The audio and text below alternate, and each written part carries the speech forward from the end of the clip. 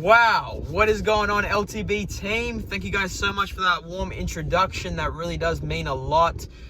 This is like my second or third time speaking on stage, so I'm still kind of getting a hang of this public speaking thing, but I will still give you guys the best of the best, or at least the best that I can produce, so do hang in with me here. But I do really appreciate that warm welcome. It really does mean a lot. And hats off for all of you guys getting in the room tonight. Man, every time I scan this room, I see a room full of people that, you know, see an opportunity and see it for what it can be, instead of trying to find out what's wrong with it or see for what can be wrong with it. So congratulations for that, for doing that. Congratulations for being here and taking that first step. You guys just taking that first step just means that you have everything that it takes to be able to be successful in this arena.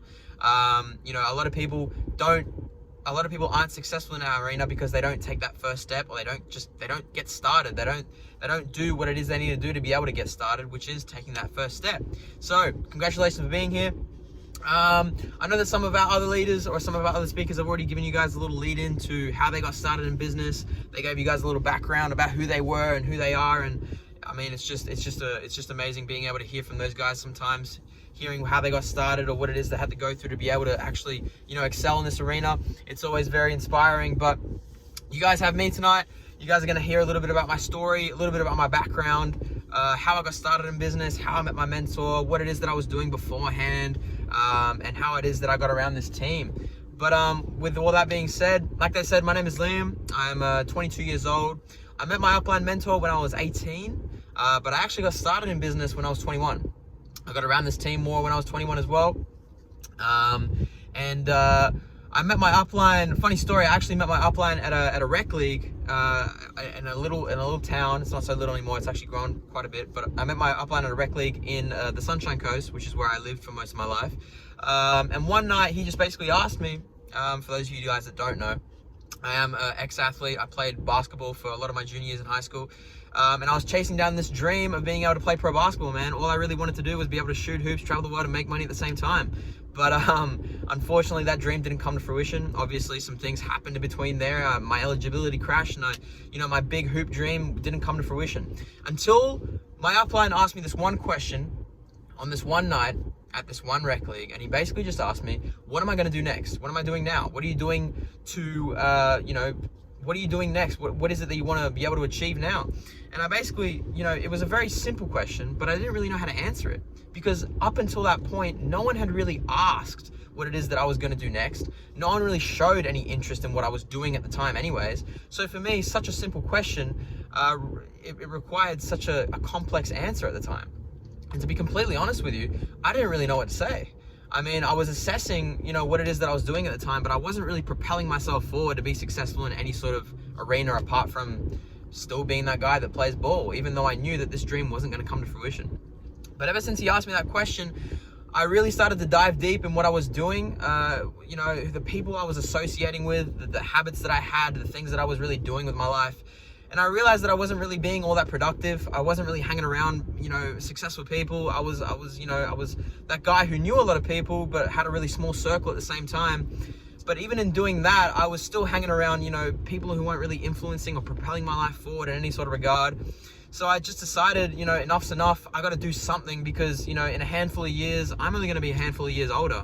And if I don't really see myself hanging around the people that I'm currently hanging around, or doing the things that I'm currently doing, I should probably do something to change that. So luckily enough, me and my upline, we stayed in touch throughout the whole year.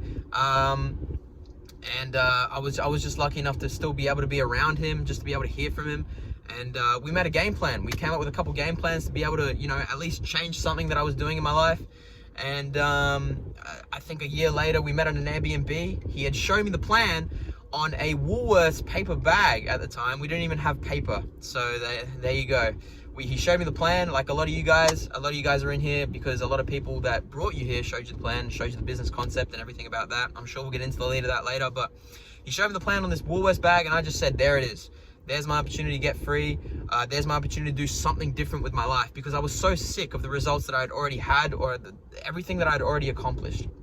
And something that I live by today, I definitely probably didn't live by it back then, but something that I live by today, and something that definitely, expanded a lot of how I view this opportunity, is once you're given an opportunity to get free, it's no longer seen as an opportunity, it's more so seen as a responsibility. I more so saw this as a way for me to, not only for me to get free, but for me to free other people that I care about. You know, my friends and family. It's always been a burning desire of mine to be able to retire my parents, or to be able to live a free, abundant life. And as soon as I saw this opportunity, I just said, man, this is what I'm doing. I don't care what it is that I got to do, I'm doing it. So I said, yep, let's do it. I do have a bit of a melancholy temperament. So as soon as I saw this, I was kind of making all these intergalactic calculations in my head, and it did kind of hit me all at once. But at the end of the day, man, I saw an opportunity to get free and I took it. As soon as that all went down, I saw the plan and I said, yep, let's get it started. My upline basically said, you can either start building this here on the sunny coast, or you can come to where, you know, the team's going to be. And I said, where's the team going to be? And that led me to driving 200 Ks up north to a small country town called Hervey Bay. I moved there with barely nothing. I moved there with some of my clothes, any money that I had left in my bank account, a newly bought car that I had at the time, and a dream. I saw this as for what it could be. I saw this for something that I could really create something big in my life, and I also saw it as an opportunity to achieve everything else that I wanted to achieve. So after that, I decided to quit all my jobs. I moved from the coast to Hervey Bay, and I got more around this team. I got to know my upline a little bit more. I got to know the people that work with them a little bit more.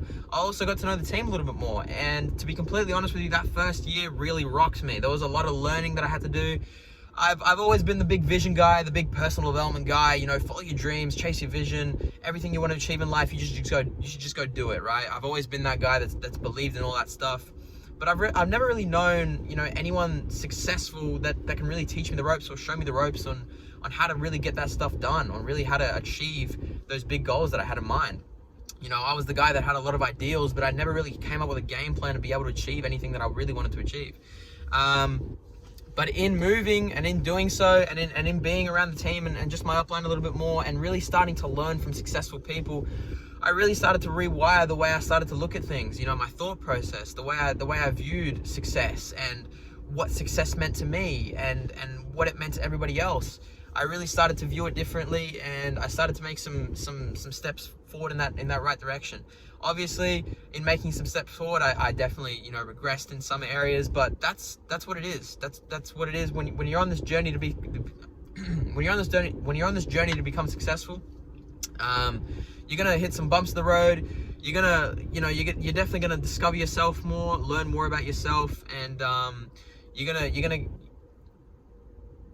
get caught up in some things that you didn't think you'd get caught up in originally. But it's all part of the journey. It's all part of success. It's all part about taking that first step and really achieving everything it is that you want to achieve. So thank you guys so much. That's a little bit lead in about, you know, me and my story, a little lead in about how I got started in business and how I got around this team. And look, we look forward to hearing more about you guys. So thank you guys so much for giving me the opportunity to share. And yeah, thank you for listening.